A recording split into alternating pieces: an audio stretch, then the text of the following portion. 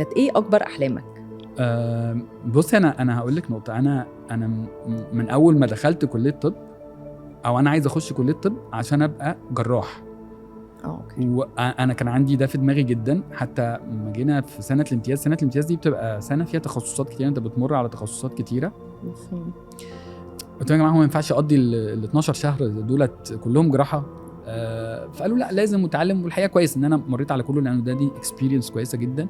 لكن افتكرت يعني واحنا بنتكلم وانا عمال افكر اذاكر عشان ابقى دكتور وابقى جراح، مش بس دكتور. انا كنت شايف نموذج الجراحه ده نموذج حلو قوي. يمكن اتطور بعد كده كمان ان انت ما تبقاش مجرد جراح ماسك مشرط وكده، انك تبقى يعني ساينتست وذ نايف. انت عندك علم ومعرفه، والمشرط ده وسيله بتوصلك. يمكن دلوقتي بقى مع التطور بقى المشرط اقل حاجه في الموضوع خالص، لان جراحات المناظير كلها بقت يعني ثقوب صغيره كده. بس الارت اللي بيتعمل بالمنظار هو ده الحلو قوي.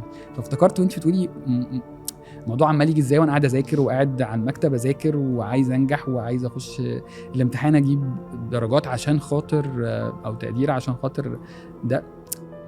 من زمان قوي، فهو حلم بادئ من بعيد قوي.